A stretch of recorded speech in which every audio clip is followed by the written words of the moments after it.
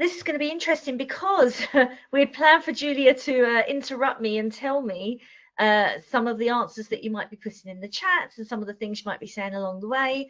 And this is a great example, by the way, of adaptive teaching on the spot. So if you're looking to be a teacher, technical difficulties, having to think on your feet and think about plan Bs on the spot, that is something that happens all the time. And so actually that's something that we do look at in interview when we're trying to figure out whether you've got that sort of learnability to you as a teacher, that interest to kind of figure out, think creatively, think about what you might do. So it's a really good starting point. I might come in and out just to double check there's no messages to me from Julia. I'll tell you what, that's what I'll do. Laura, shall I keep going, Julia? Are we all good? Yeah, yes. Okay. I will take that thumbs up as go. Yeah. So thank you for joining us and to talk about how to prepare for interviews. Here at the University of Reading, I am the Academic Programme Director for the programme, the BA Ed, which is the undergraduate teacher training programme for primary age to get QTS. I've worked previously across other universities, leading on PGCE, training SENCOs and things like that. And you'll find me that if you do decide that you want to apply and come to us, and particularly on my programme, you'd find me teaching things to do with special educational needs, inclusion. I'm a chartered psychologist, so psychology and professional studies and things like that is kind of my forte. But everyone on the programme, all the tutors will have different areas they specialise in, and they will be present, some of them at interviews.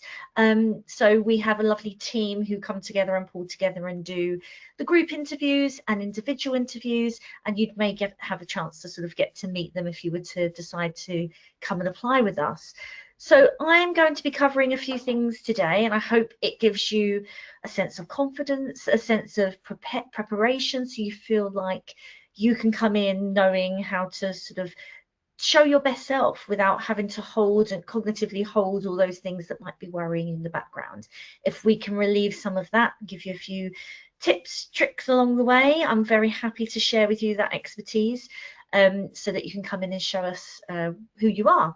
So the first thing is how to prepare for interview, things to be aware of in particular. So some of the misconceptions or things that people have done in the past. I thought I'd share some anecdotes with you and some top tips, the things that we're looking for to help you, give you a better chance of getting through. So my first question, and this is really a taster of what it's like at University of Reading, if you were to come to us and sort of get involved in lectures or seminars, we never really talk at you. And I know this is online and I haven't met you, but whenever we're working with students, it's all about an interaction. And so in order to give you what it is that you're hoping to get, it's quite nice to get interactive. And I want to put out there, what is it that you would hope that I will be covering today? What would you like to know?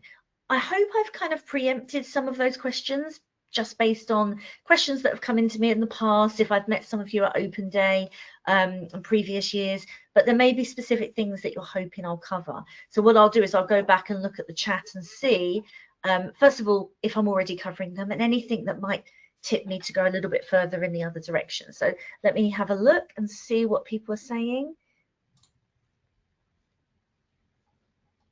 So I'll wait for those to come in, although Julia, is there a specific chat that you can see them that you can't communicate to me other than typing it in?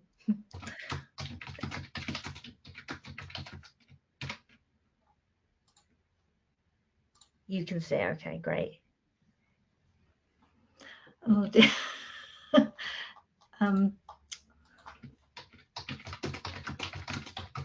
So now it's a method of you having to now type some of those key things that are coming through. The interview structure. Okay, yes, so I'll go through with you what happens, what does the day look like when you're invited in, and I'll go through that. So that's a great question. Any other key things that keep coming through? Appropriate interview wear. Yes, I will talk about sort of that professionalism, the kinds of clothes, not that we are going to dictate to you exactly what you're supposed to wear, but things that look professional, that kind of show that sense of care and time that you've put in, because it is a professional career, and the types of questions. Okay, I'll give you some sneak peeks, some glimpses into the kinds of questions that I like to ask. Okay, that's a really good one. If there are any other key ones coming through, let me know, Julia, and then I'll just keep going. How to prepare beforehand. I am going to cover that. Great. The tasks. So I can give you, I don't think I can tell you exactly. I know that it does come up on the interview. In fact, if you have a look at some of our interview pages, you might be able to see ahead some of the tasks, but I'll give you a sneak peek. Okay, really helpful. If anything else comes through, Julia, just put it on there and I'll have a look, and I will then blaze ahead. How long do they last?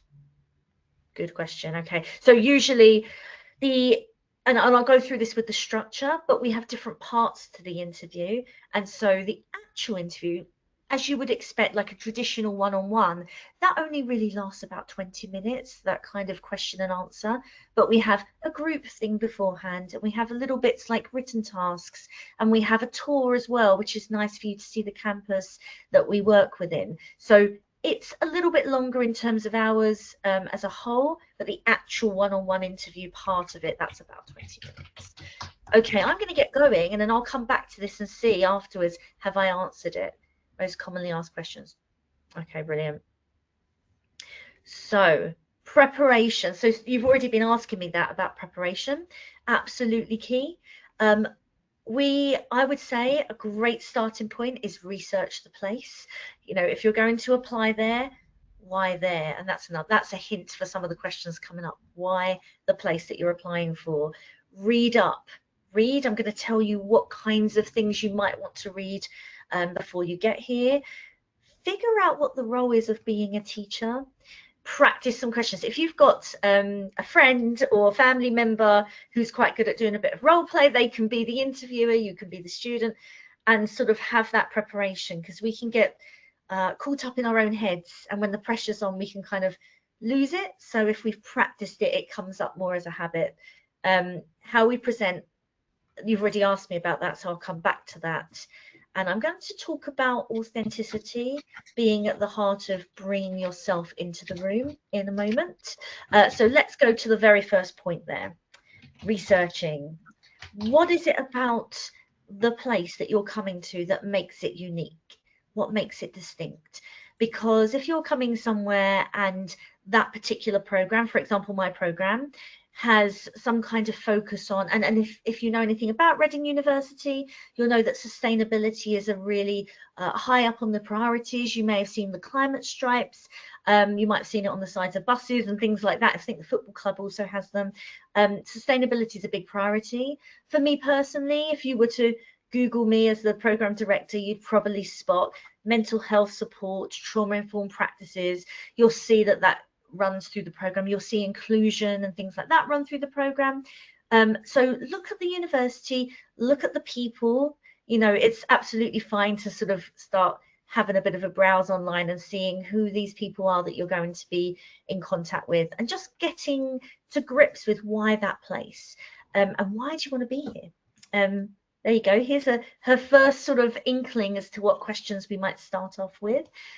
Why here? What is it about it that resonates with you? What sparks with you? That would be a great starting point, and how it fits with your, and in particular, your values, your belief systems, you know, the fact that you're thinking about being a primary school teacher, about being a teacher. What about our values chimes with your thinking, and how do you align those two together? That's going to give you a great head start for being able to have those kinds of conversations. And really what it does for me is, if I speak to a candidate, and I did just actually finish interviewing before I jumped onto this webinar, I could tell that they had prepared. I could see that they'd done that work, because they'd dropped a couple of things in that I was like, you wouldn't have known that if you hadn't read up about us. So that is a really great starting point. That's my first tip. I said about reading. So what are you going to read? I would say have a look at what's out right now in terms of the media, in terms of what people are talking about in relation to education. What are the new policies that have just dropped? There are quite a few actually that the DfE, the Department for Education, are putting out there. There's documentation related to the profession of teaching. There are some guidance documents. For example, I mentioned special educational needs and meeting needs of children in the classrooms. Is there anything that you could read ahead of time? For example, the SEND Code of Practice, or having a look at some of those inclusive guidance documents out there. Look at the news, have a look at books, articles, websites, just to sort of get immersed in the world of education. So you're not coming in cold, you're not coming in kind of unsure about what this thing is that you're applying for. I mean, the majority of candidates that do come to us have already done, they've been thinking about this for a long time. Not all. Some people do, you know, come to that idea of being a teacher later on, and there's nothing wrong with that. But some have actually been thinking about this for a while and have had some experiences in schools and things like that. So bringing that knowledge or that understanding is going to really give you a head start. Think about things like, so there's a thing called a core content framework, or they call it there's a lot of jargon in education, by the way. They call it the ITT-ECF. Yep, say that really quickly. The initial teacher training, it's all about the entitlement that all people, all students that apply for teacher training, if you're looking at all providers anywhere, it's the core things that must be taught on the curriculum. And so it's quite useful to have a look through those, because it will give you an understanding of what would be on the programme. Things like the teaching standards, if you haven't already gone and had a look, type in teaching standards. It will tell you what's expected from a teacher, a really good, effective teacher by the end of the programme. And students get assessed on that at the end. So if you're coming to interview and you already have had a look at the teaching standards, the national curriculum is another one, you are going to have a head start. Literally just Google national curriculum, have a look. There are quite a few subjects that you would have to teach as a teacher. Have a look at the subject knowledge across different age ranges, because teaching writing in year 1 is going to be a very different thing to teaching it in year 6. And if you look at the national curriculum, you'll see the descriptors are very different in what you would expect from those different kinds of pupils in a classroom. So if you're coming in and you're thinking about how you would, for example, plan an activity, if perhaps that was something you were going to do in a group task, and you've already looked at the national curriculum and you've looked at the descriptors, then you're going to, again, have a much better quality of answer in that interview than if you just kind of winging it and sort of coming in and sort of taking the best guess. So those are my signposts to things to read before you get to the interview. How to become a teacher. So thinking about the role itself.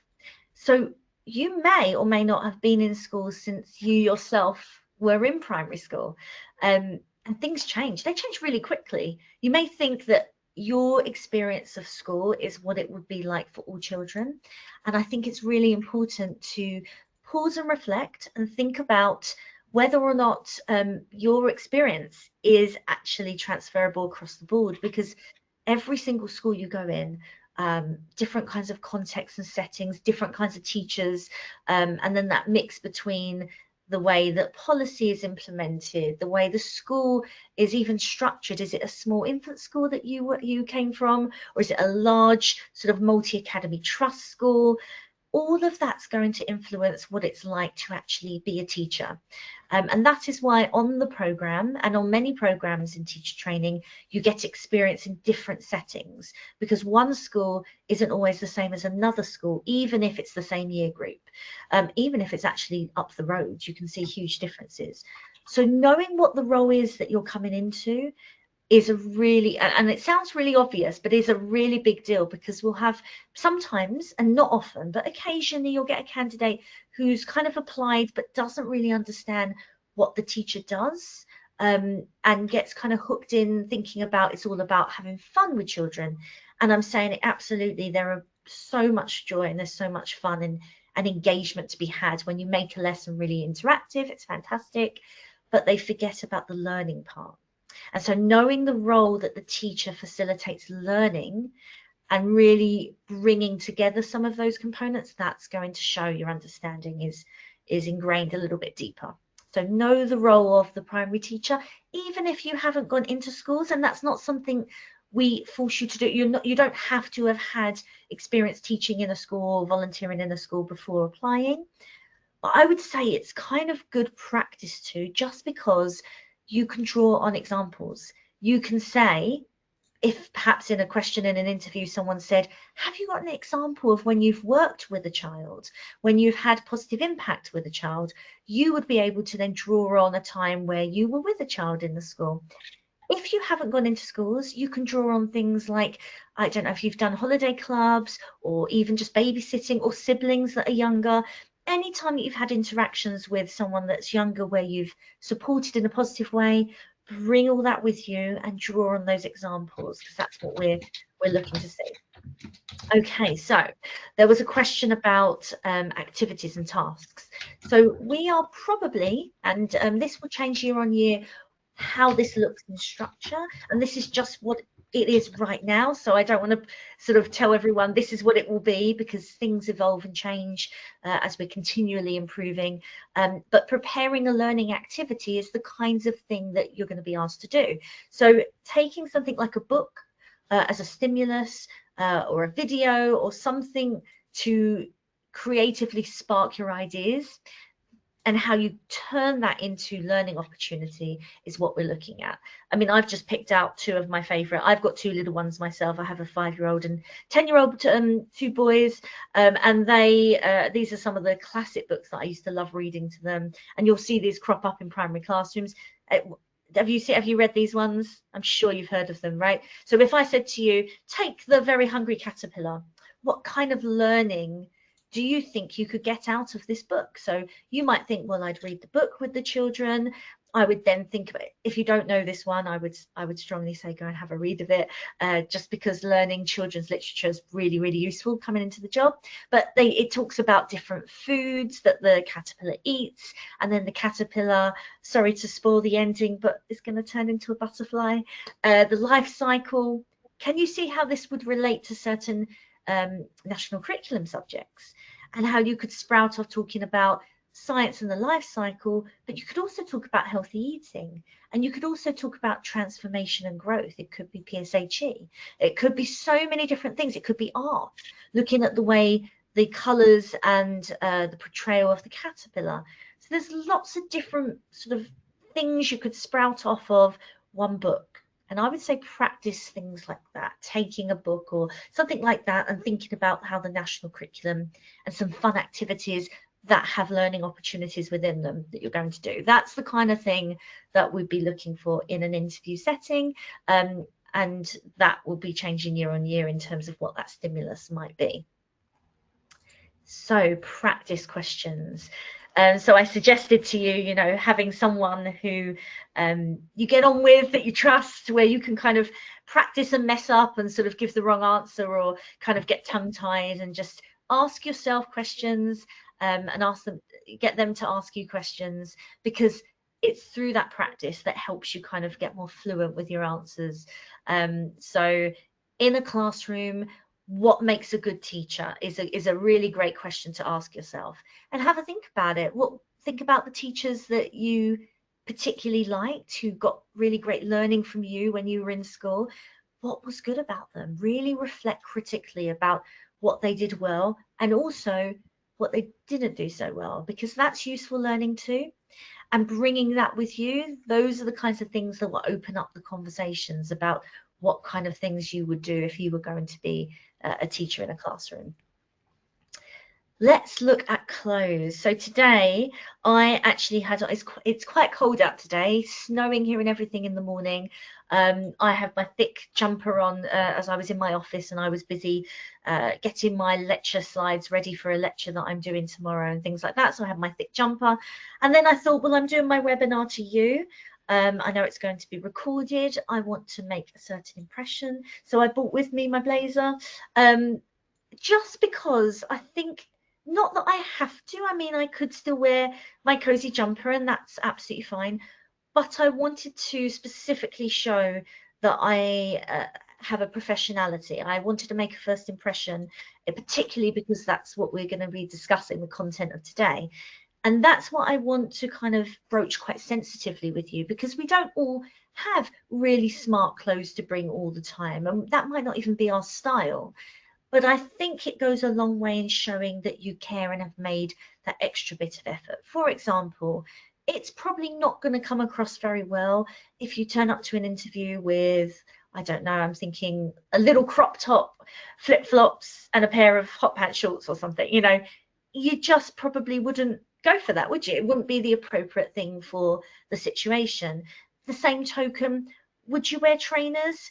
I personally wouldn't. It might be that it's generational that I wouldn't put my trainers on, but sometimes we do, and sometimes we have some smart trainers. Maybe they're the only ones that you have, and that's comfortable because you've had to travel here. So there is no hard, fast rules. There's no kind of, you're not dressed smart enough, so therefore you're out. It doesn't work that way. It's very much in the context of who you are. But I would say that thinking about how you come across and dressing like yourself, you don't want to feel uncomfortable in that you're wearing a costume, but also just that ever so slight professionality. Because when you're in the classroom with kids in schools, you need to be able to, yes, be comfortable, because you'll be kneeling down at their height all the time and have to move around, but also have that sense of authoritativeness that you're trying to portray. So, you know, what will you wear? Does it matter? For me, as the lead of the program, I notice if there hasn't been any thought put into trying to make an effort. It doesn't mean you have to make a huge effort. And I do actually appreciate and notice if someone is dressed a little bit smarter.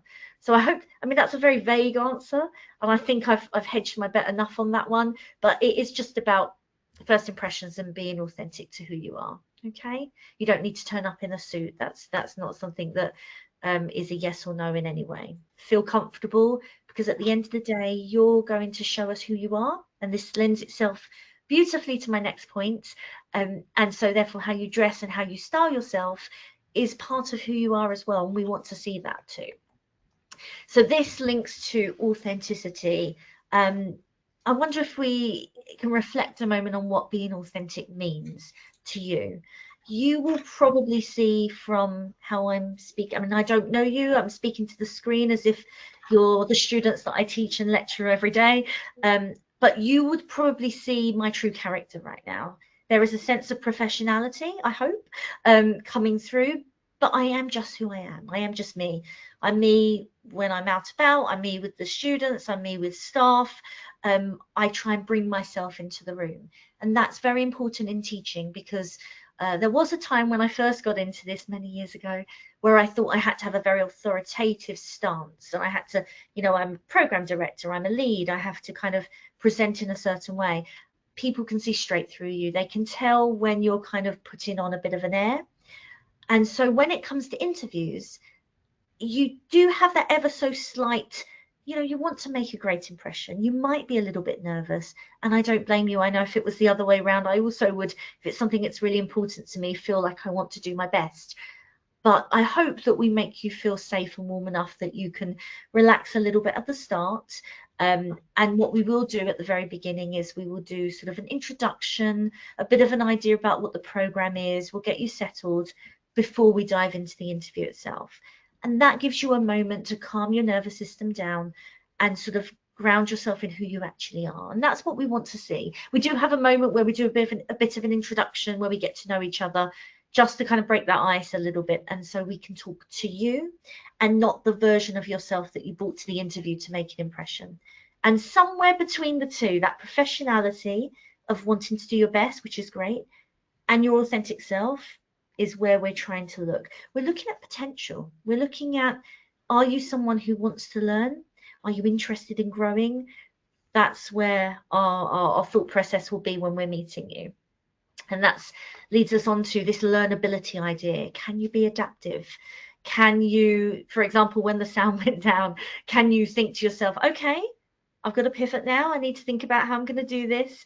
You know, allowing yourself to be motivated internally, because obviously as program directors and lecturers, you know, we don't, it would be difficult to have students who don't really want to be there, or they did, but then that motivation wanes and we have to kind of pull you through the program. What we're looking for is those kinds of people who really want to do it, which is fair enough, because you know, being a primary teacher, you have to really want to and love it to come through this. Being a reflective person, we will ask questions to kind of probe and prompt, can you be reflective? So is there something that you may have changed or done differently now in hindsight? You know, is there a way that you can be more effective in that activity that you've planned now that we've had this conversation? Can you think critically? Criticality is something that develops across teacher training programs. That is a challenging skill to teach, but a starting point is, can you see the sides of an argument in both ways? Can you see what we've done well, what might be better? Can you look at theory or research and think about how it can have practical applications? It's that kind of thing that we're looking for. And those are the kinds of questions we might start to ask you when you're discussing activities that you've planned. So that's the kind of package and the kind of person, basically someone who just really wants to do it, is what we're looking for.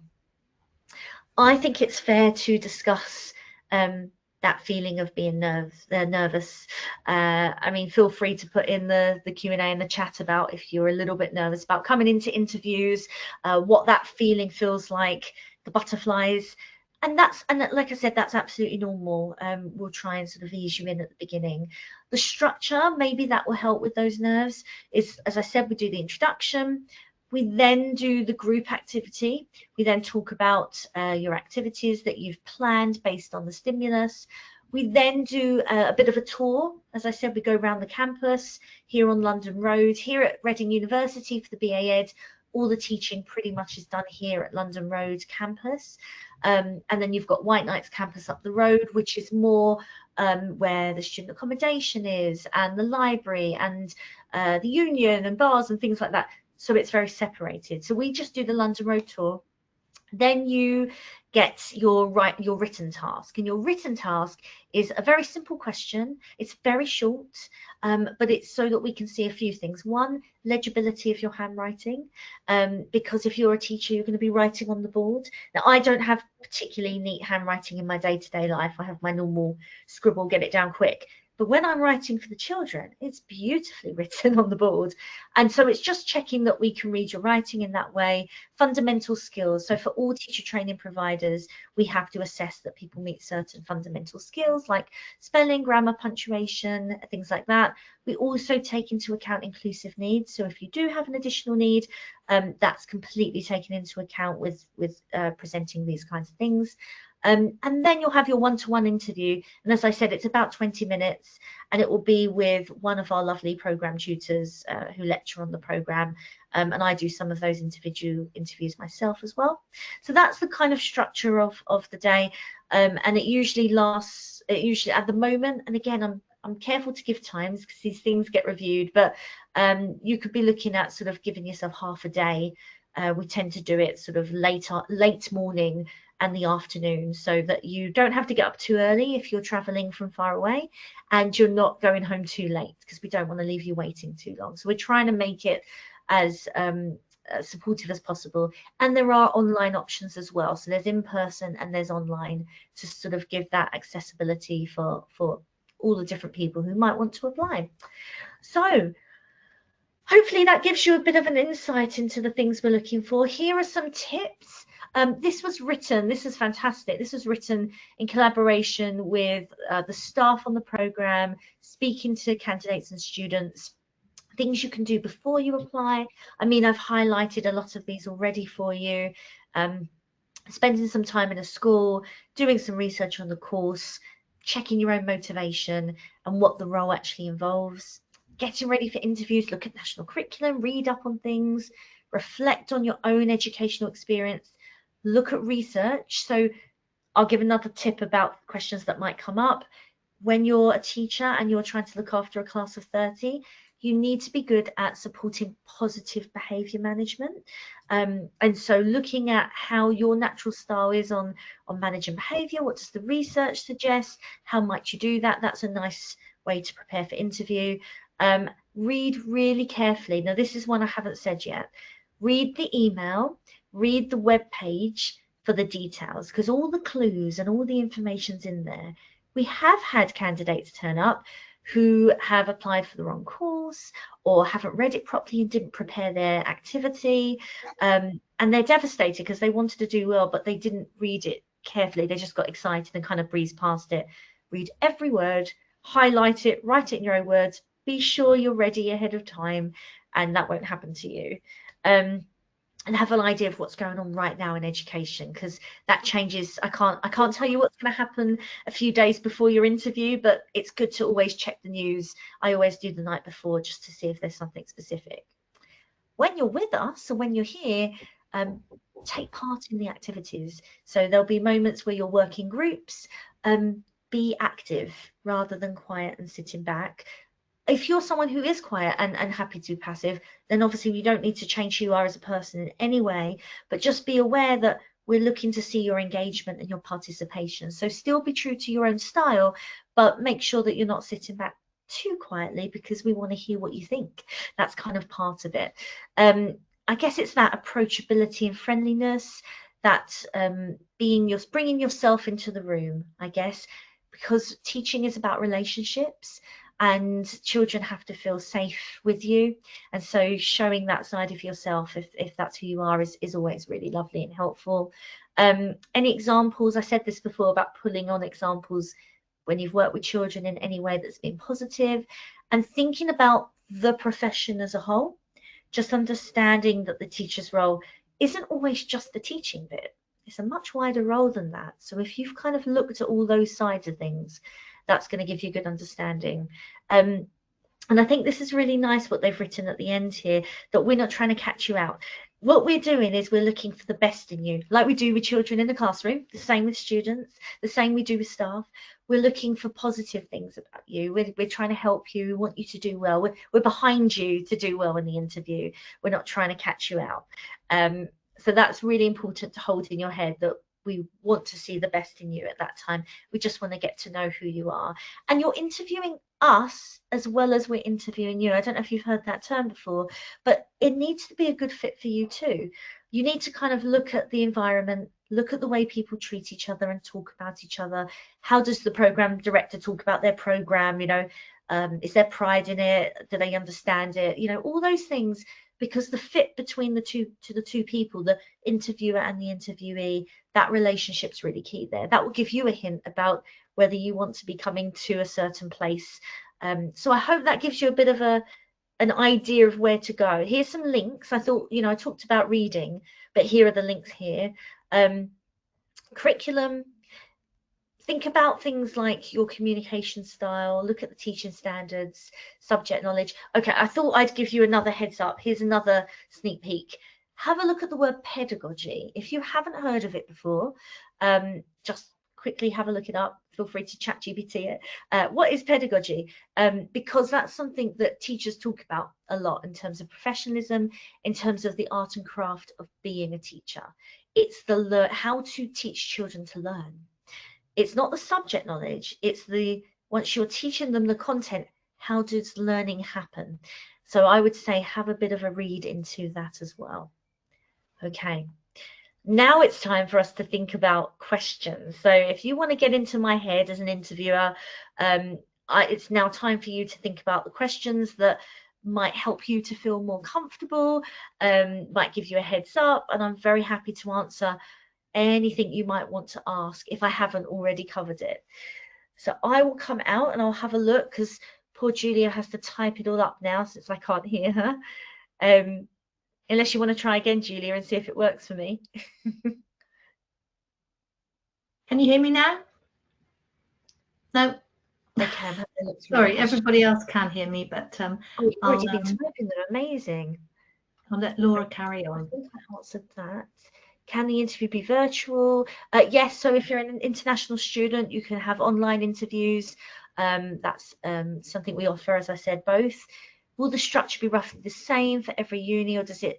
So each university, we're Institute of Education, we will have our own structure that we review. So it will be similar. I can't see it being vastly different. There'll be some kind of tour, some kind of written something, some kind of, these are for in person, some kind of activity that you'll do that engages in learning, and then that one-to-one questions. But obviously different places have the right to kind of change the way they put that in place and implement it. If safeguarding knowledge necessary to do well, I would say, and this is where it's tricky with prepping for interview, you don't have to know everything. Otherwise, there'd be no point of the program, right? There'd be no point of the course.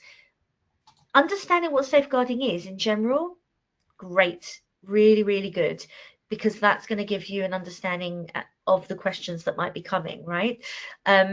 So I would say you need to understand it as a concept and think about what that might look like in practice as a good starting point for that. Do we get to choose the book or for the task or given one? You will be given one, and you'll be given it in advance, because in order to be fair in terms of inclusive needs, you will know what's coming. You'll be given an email with what you need to do to prepare. We don't just kind of have you choose one on the spot. It's something we used to do actually, which was choosing a selection. But in terms of inclusivity now, we pre-prepare you for it. Does the interview have any links to the early years key stage? So in terms of the program, this particular program, we have sessions and subjects within our modules that talk about early years. It's something that is integral to understanding how to meet children's needs, where they're coming from, where they're going. Fantastic curriculum, but it doesn't have a specific task or anything at the moment in that interview process.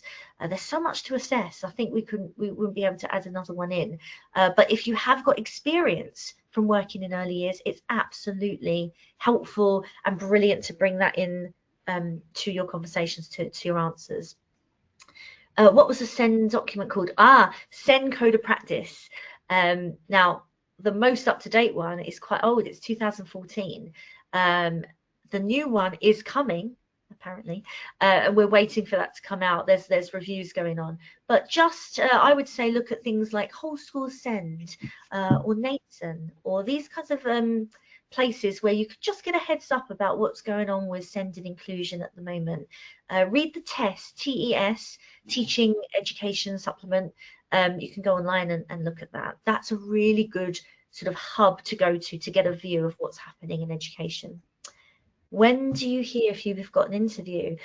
When you apply, our lovely admissions team have a process of which they will get back to you very, very quickly. They do their very best to process things. Depending on when you apply will depend on when you hear, but I do know that they work very hard to get that to you quickly. Once you've done the interview, this might be useful for people.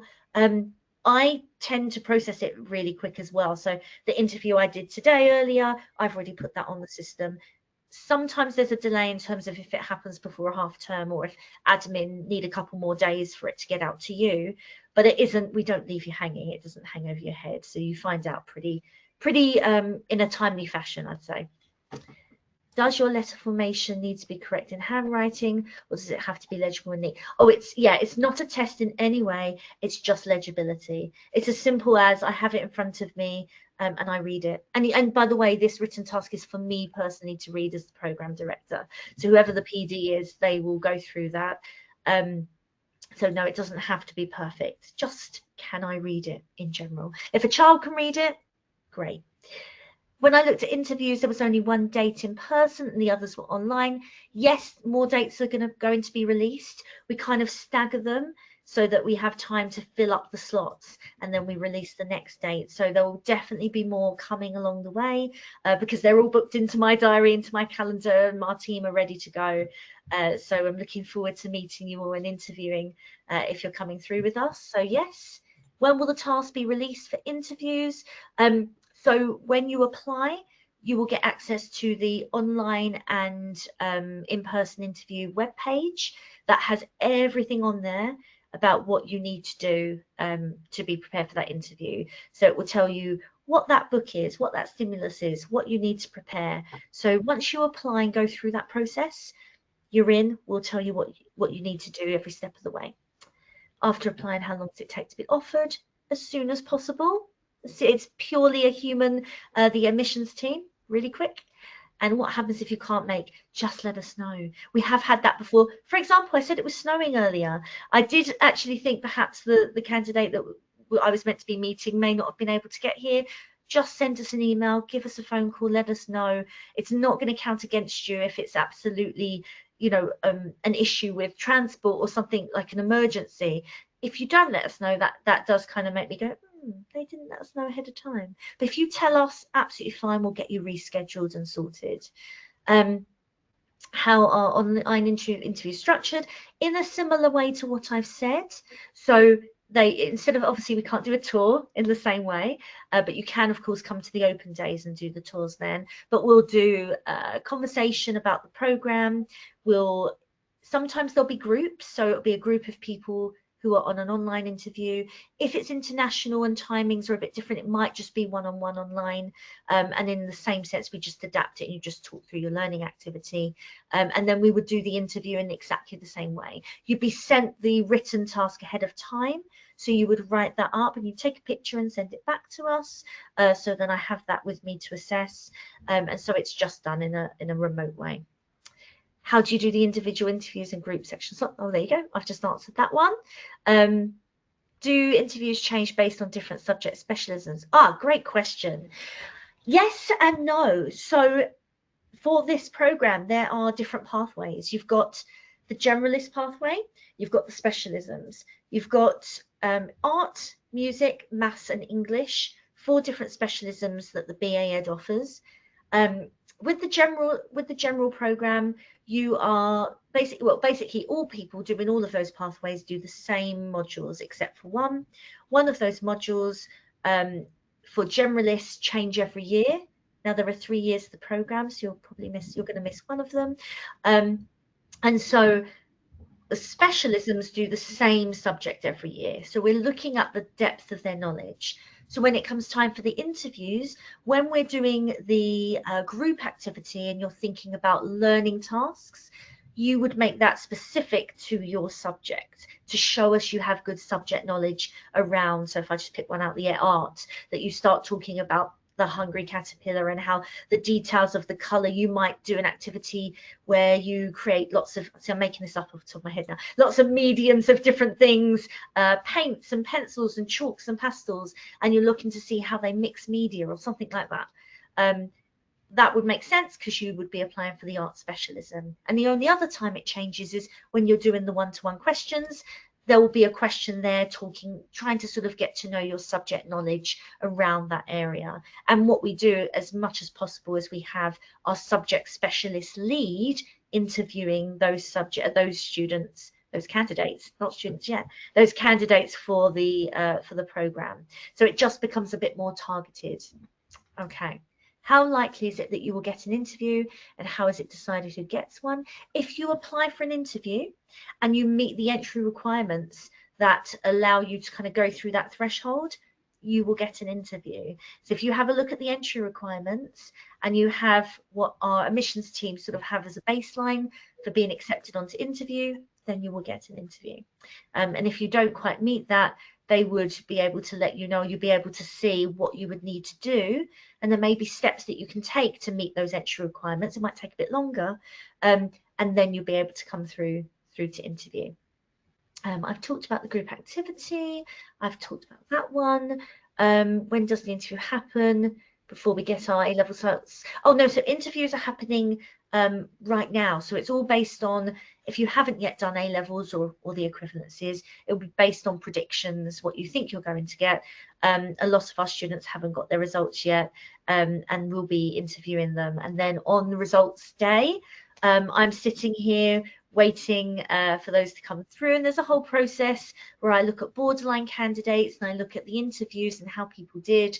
I make notes about who they are. It's a very human process to try and help with those final allocations of places. You'll find out if you've been accepted beforehand, if you meet those grades, and if you haven't, then there goes through a borderline process. So it's a whole kind of thing. So the interview happens from when you apply, and when it goes through, you'll be offered slots. How many other applicants? This depends. Now, depending on the time of the year, today I had 1 candidate, and that's because it's the very first day. Usually I have about 20 in one go. I think average maybe 12, 15 every single week. We've started to open up more slots because I'm happy to say we're becoming more popular. So, I mean, I've got, I think 2 a week running for a big period of time after Christmas. January tends to be, well, November and January and February tend to be our most busy. So we have more in the groups of those times. And we just try and meet the capacity as you all come through. I should probably say for my program, we have 84 on the current year 1 cohort.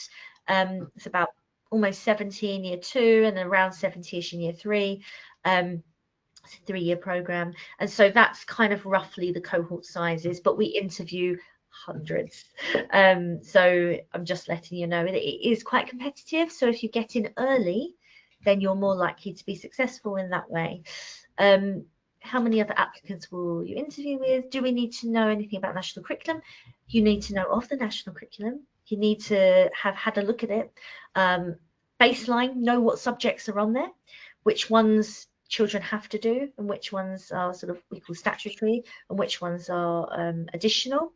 Can you do online if you're not international? Yes, we're now offering those hybrid options, so you can do that.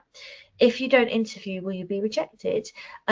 Yes, so obviously if we have an interview, because it's a QTS program, because it's accredited by the DfE, we have to do an interview with you in order to go through rigorous recruitment process. So you will need to interview in order to be accepted onto the program or not. What do you mean by group activities? We'll be interviewed in groups. So what I mean by that, and I may have already answered this before this came in, is that there will be a group task when there are groups. As I said, today was just one person, so we adapted it, but it just means talking through the activity that you've planned based on a stimulus. And group means you discuss it together and you kind of share those ideas before we discuss it with the interviewers themselves. If you apply for a subject specialism and aren't successful, is it possible to give a bit of a place on the general pathway? I would say you need to apply for both the general and that specialist pathway. In some cases, but it would be case by case, but I would say we often have people applying for both of the pathways, and that's going to support you being more likely to be successful. Are subject specialisms more competitive than general? Not necessarily, actually. I think we have general is a really popular pathway. Specialisms hugely popular because there's not many places in the country that have specialisms. If you have a look in things like music and art and things like that, and our facilities are absolutely fantastic. I was blown away when I first came here. If you haven't already come to an open day, please come down and have a look, because we've got an art area that's like a gallery where students are presenting and there's exhibitions of their work everywhere. We've got the music rooms full of practice rooms and gorgeous instruments and things. So it is competitive in the sense that there aren't many in the country that offer it, but I would say that subject specialisms, that we're very keen to get people onto those programs. So please do go for it if you feel that that's something that gets you excited, that you'd like to study a particular area. Do you have to meet the grades with your predicted grades to apply to the course? I think what you mean is if you put your predicted grade down and then you don't quite meet it, can you do it? Is that the question? I'm just trying to frame it.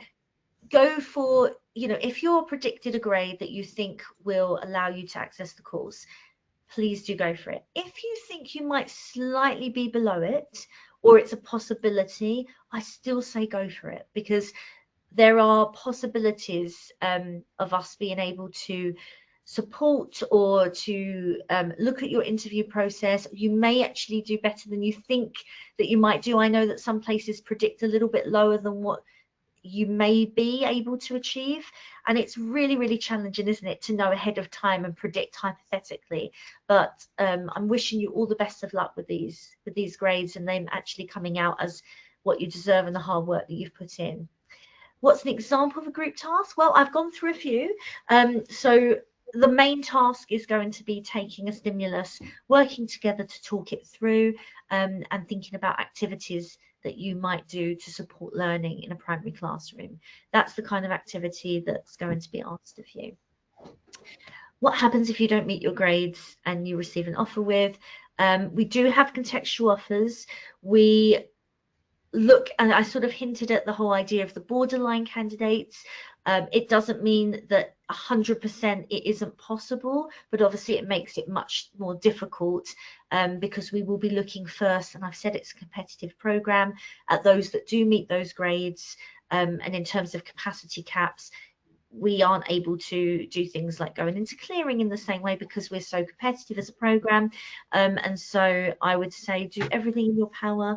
Obviously you will, and I'm sure you're all working extremely hard to meet your grades that you're hoping to get, but it doesn't always mean that you're absolutely cut off from any hope. It might mean that you just need to have another year to adapt something or change something, and you might be able to be successful later on, or it might mean that there are contextual offers that are behind it. But what I will do when it comes to these kinds of questions, I'm loath to answer them myself as a program director because I'm the academic side. I would say the best people to ask are the admissions team, because they are equipped, that is their jobs, to help you navigate the system of the application processes. And again, we're talking here about the interview itself, and so I would say I would signpost you over to admissions to double check and make sure that you've got all the information correct as possible. Whether the new interview date is going to be released, they should be released very, very soon. In fact, I just got an email saying that the next slots are about to be released. So just keep your eye on that. They will come up. They're all booked in, so they come up every single week. And once applications for PGCEs and early years begin, how long does it take to end? My goodness, applications are coming through to us for ages and ages, all the way through. I'm still interviewing all the way into April and May sometimes, but I do know there's a cut-off for applications. Again, I refer you to admissions for that one. We've seemed to be going, yes, lots of questions. Oh, I'm glad they can hear you. I couldn't hear. I wonder why I can't hear you. I can see your lips moving, yes. So I'm hoping I've been able to do justice to the questions of admissions. I mean, that isn't my forte, and again, I'll say it again, as a default, speak to admissions. From an interview point of view, I'm hoping what I've been able to give you gives you a bit of confidence about what to expect. You get a bit of a feel of how we run this particular program, but the PGCE and my lovely team and colleagues are also similarly doing a sort of an aligned version of what we're doing here on the BA Ed. And so hopefully it gives you a bit of a feel about what Reading University is about when it comes to recruiting and developing excellent teachers. So I'm very excited that I might get to meet some of you all in person. If you do have questions, please feel free to reach out, or maybe I'll see you at upcoming open days or interviews coming up. So I'm going to say goodbye then. It seems like the questions are starting to die out. I hope I've answered them all. I wish you all the best of luck. Okay. Thank you very much, Laura. So I hope that was helpful for you all. I certainly learned a lot. We've had lots of questions, which has been great. So I wish you all the best with your futures, and we'll finish it there. Thank you very much. Bye.